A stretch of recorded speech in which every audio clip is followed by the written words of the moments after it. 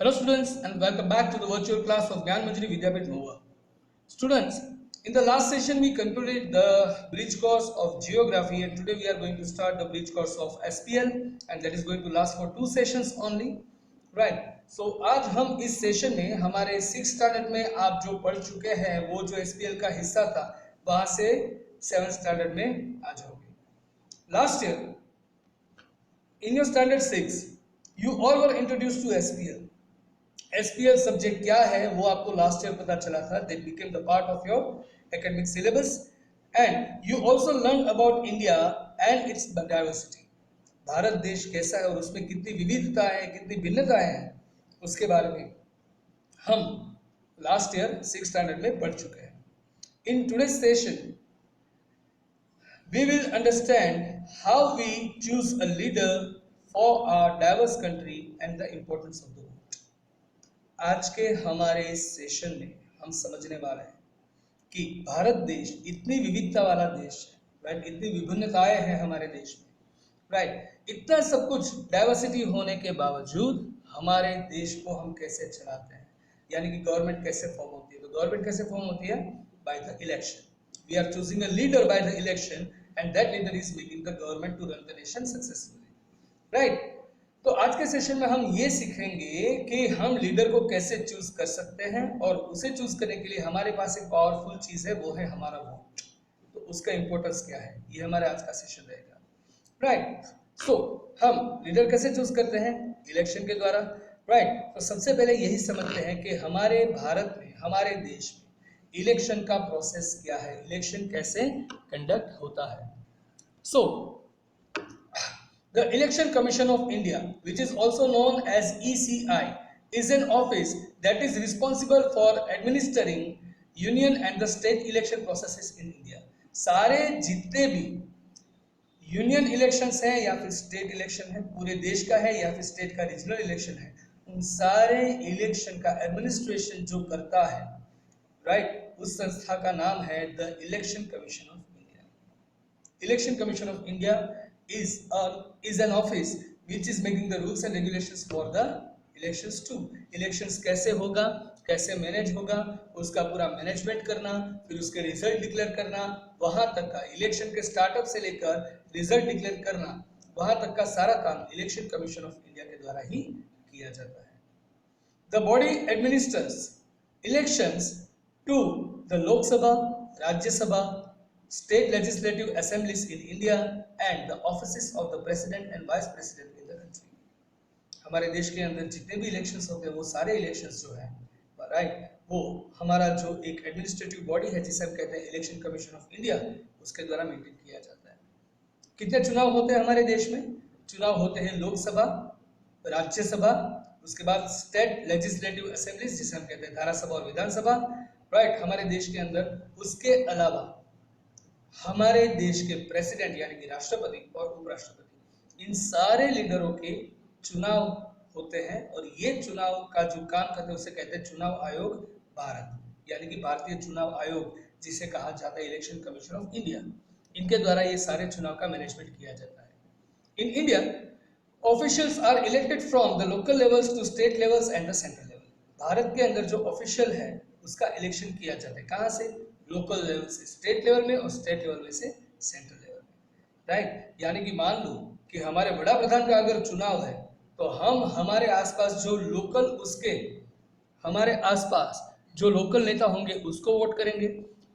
कौन से पक्ष के कितने नेता को चुना गया उसके हिसाब से स्टेट में बॉडी फॉर्म होगा और कितने स्टेट में कौन से नेता है वो ज्यादा है, कौन से पक्ष को, उसके हिसाब से हमारे प्राइम मिनिस्टर का चुनाव होगा, राइट. यानी कि एमएलएस और एमपीस, अगर हम गुजरात के लिए अगर इलेक्शन कर रहे हैं तो एमएलएस होंगे, राइट, और अगर हम पूरे देश के लिए इलेक्शन कर रहे हैं तो एमपीस होंगे, minister of parliament, right. And that is how the election is being held, right. तो ऑफिशियल्स जो हैं, इन सब के लिए हम ऑफिशियल्स को चुनते हैं, हम उसका इलेक्शन करते हैं. इट इज नॉट दैट कि चलो भाई किसी को मन हो गया और मैं बैठ गया, चलो भाई आज से मैं बड़ा प्रधान हूँ. We can not do that, right. अगर वो होगा, राइट, तो 10 में से हर चौथा इंसान बड़ा प्रधान बनना चाहेगा. उसके लिए एक बेसिक स्ट्रेटेजी होता है, वो स्ट्रेटेजी डिफाइन करता है the election commission of India. So Bharat निर्वाचन आयोग यानी कि भारत चुनाव आयोग, इलेक्शन कमीशन ऑफ इंडिया, ये क्या है? The election commission takes care of everything related to elections, which includes the supervision, control and direction of the elections. Right? तो कौन कौन सी चीज का चुनाव आयोग ख्याल रखता है? Right? वो ख्याल रखता है हर चीज का जो इलेक्शन से जुड़ी है, यानी कि इलेक्शन के दौरान उसका सुपरविजन करना कि पूरा लीगली और जुडिशियली ये पूरा इलेक्शन हो रहा है, कहीं पे अन्याय नहीं हो रहा, सब लोग अपने हिसाब से वोट दे रहे हैं। राइट? फिर अगर कोई प्रॉब्लम है या फिर कोई ऐसे एक्टिविटीज चल रही है तो उसको कंट्रोल करना और उसके साथ पूरे इलेक्शन को डायरेक्शन देना, यानी कि निर्देश देना कि कैसे कैसे इलेक्शन होना चाहिए, जहाँ पे जरूरत है वहाँ पे वो डायरेक्शंस भी देंगे। ये पूरा काम जो है वो इलेक्शन कमीशन ऑफ इंडिया के द्वारा किया जाता है। राइट? तो इलेक्शन का प्रोसेस क्या होगा? So you first need to be registered on the electoral roll which is a list of eligible voters. तो अगर आपको इलेक्शन में पार्टिसिपेट होना है तो सबसे पहले क्या होगा? तो सबसे पहले आपको इलेक्शन का जो लिस्ट होता है जिसे इलेक्टोरल रोल कहते हैं, राइट, उसमें आपको रजिस्टर होना पड़ेगा, जो एक लिस्ट है कि कौन कौन लोग वोट कर सकता है। एलिजिबल वोटर्स 18 साल के बाद हम में से हर कोई वोट कर सकता है। आप भी जब 18 साल के हो जाओगे तब आप भी वोट कर पाओगे। तो सबसे पहले आपको रजिस्टर होना है। You will be issued a voter ID. जैसे ही आपका रजिस्ट्रेशन हो जाएगा, आप अप्लाई कर दोगे, उसके बाद आपको एक वोटर आईडी दिया जाएगा, that is your identification. Right? तो you will be issued a voter ID after you apply, which you need to present at the polling booth. जब आप वोट देने जाओ तब आपको ये वोटर आईडी वहां पे दिखाना है। राइट? वहां पे आपको देना होगा, फिर उसके हिसाब से आपके इलेक्टोरल लिस्ट में से आपको टिक किया जाएगा, then you can vote. The responsibility lies on the citizen to be aware of who is standing for elections. और ये पूरी हमारी जिम्मेदारी रहती है हमें ये जानना कि इलेक्शंस के लिए कौन कौन खड़ा है। राइट? दैट मीन्स कौन कौन इलेक्शन में पार्टिसिपेट कर रहा है और हमें किसे वोट देना है। ये पूरा हमारी जिम्मेदारी रहेगी। राइट? ये पूरा हमारा अवेयरनेस होना चाहिए, हमारी रिस्पॉन्सिबिलिटी होनी चाहिए। देन उसके बाद जो सब प्रोसेस आते हैं वो, it is also the responsibility of the citizen to find out where the polling booth is in their respective constituency. Right? हर कोई वोटर, जो कोई वोट करना चाहता है, जिसको भी वोट करना है और चाहता है नहीं होता, इट इज कंपल्शन। राइट? अगर मैं अपने ओर से बताऊं तो वोट देना अनिवार्य है, because it is the thing which will decide the future of the nation, which will decide the leader of the nation. तो उसके लिए हमें अपना मत जरूर देना चाहिए। राइट? सो ये हमारी रिस्पॉन्सिबिलिटी है कि हम फाइंड आउट कर ले कि हमारे एरिया में, हमारी कंस्टिट्यूएंसी में पोलिंग बूथ कहाँ पे है। राइट?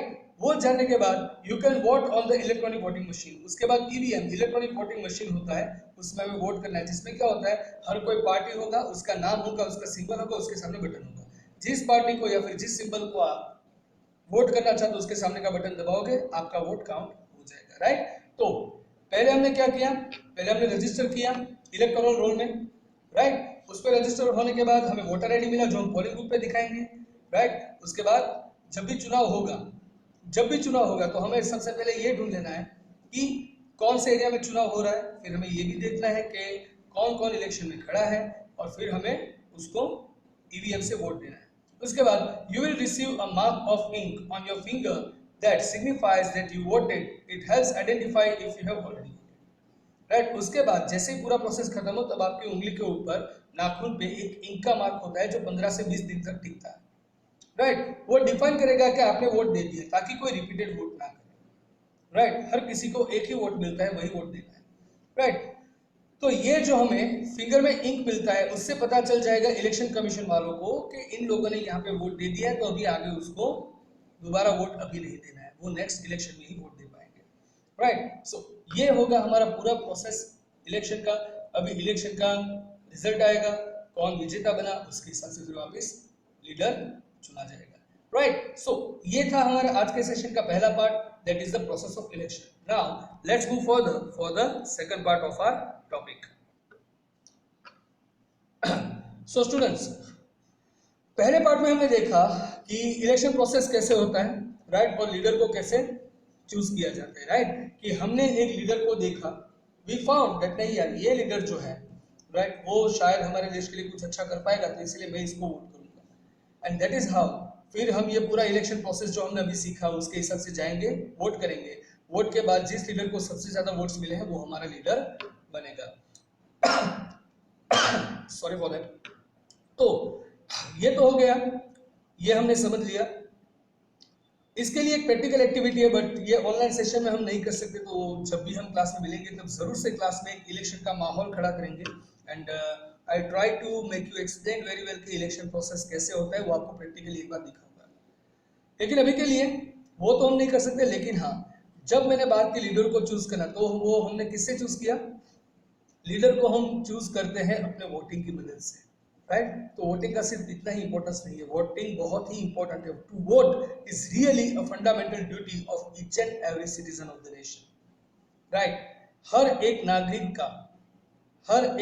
का फर्ज है कि उसे वोट करना चाहिए। क्यों करना चाहिए, उसका इंपॉर्टेंस क्या है, वो हम अभी समझेंगे।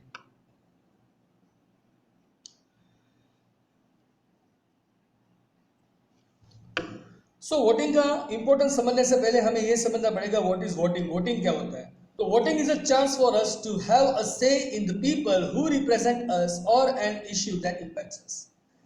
वोटिंग, मतदान, वो हमारे लिए एक ऐसा चांस है जिससे हम पब्लिक के सामने, लोगों के सामने कह सके कि भाई कौन है जो हमारा रिप्रेजेंटेटिव बनेगा, यानी कि हमारी तरफ से देश की सरकार चलाएगा, वो कौन है, राइट। या फिर कोई इश्यू है जो हम पे असर कर रहा है, तो वो भी हम अपने वोटिंग के जरिए दिखा सकते हैं। तो वोटिंग मीन्स कोई एक पर्टिकुलर रेफरेंस के लिए हमें अपना अप्रूवल, यस और नो देना है, right, that is voting.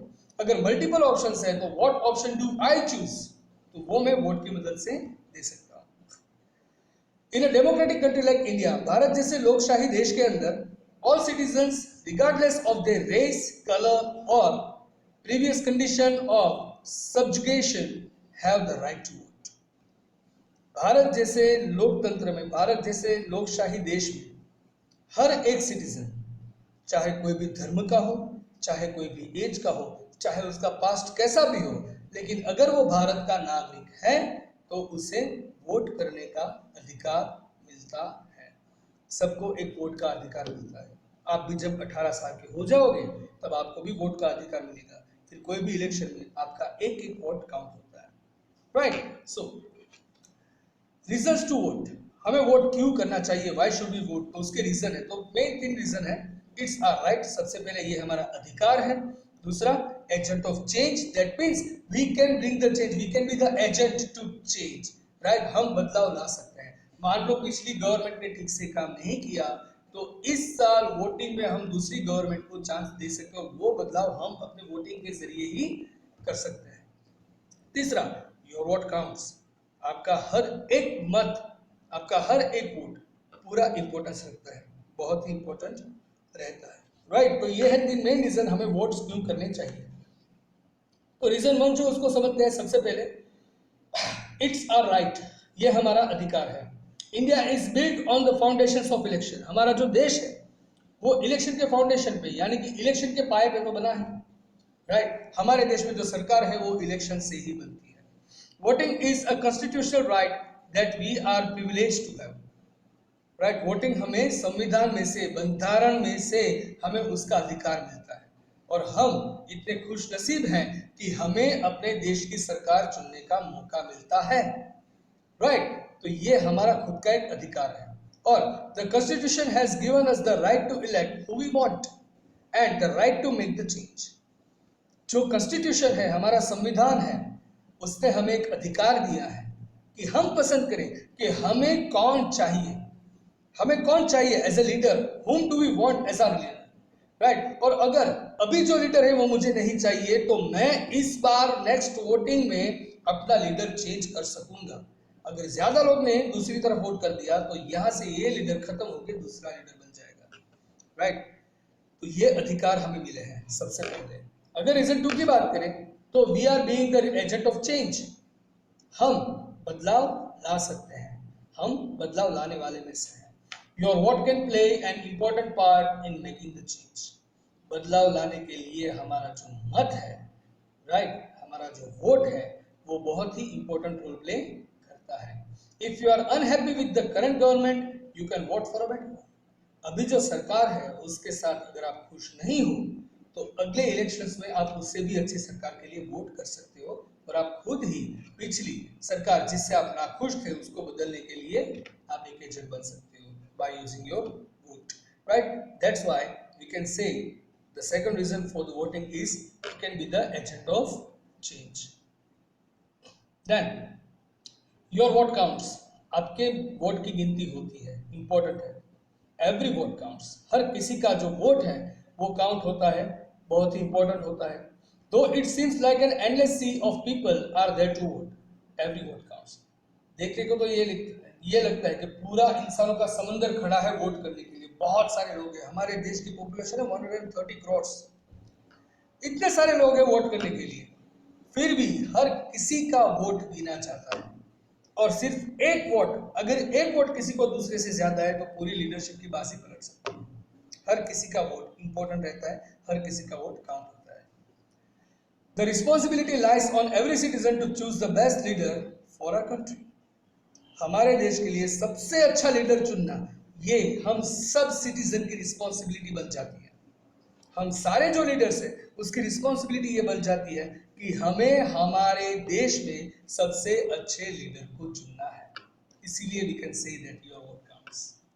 Then ये जो सारे क्वेश्चंस हैं यहाँ पे आप वीडियो पॉज करके लिख लो, because this 3 blanks are your homework. Okay, so आज का सेशन बच्चों यहीं तक था।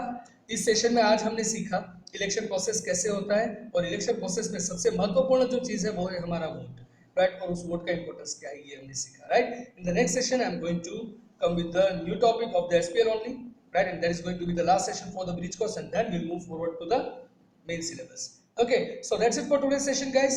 I hope you got it very much clearly. Now it is time to say goodbye, but before going I would again repeat that these 3 blanks, these are your homework for today, right। आपको ये तीनों blanks लिखकर मुझे उसमें final answer लिखकर मुझे भेजना है, और ये सारी जो ब्लैंक्स है उसका आंसर इसी स्लाइड शो में आ चुका है, राइट। सो आई होप समझ में आ गया होगा। So I see you in the next session with the new topic. Till then, goodbye, take care, have a nice time, stay home, stay safe, and yes, don't forget to share your homework. Thank you.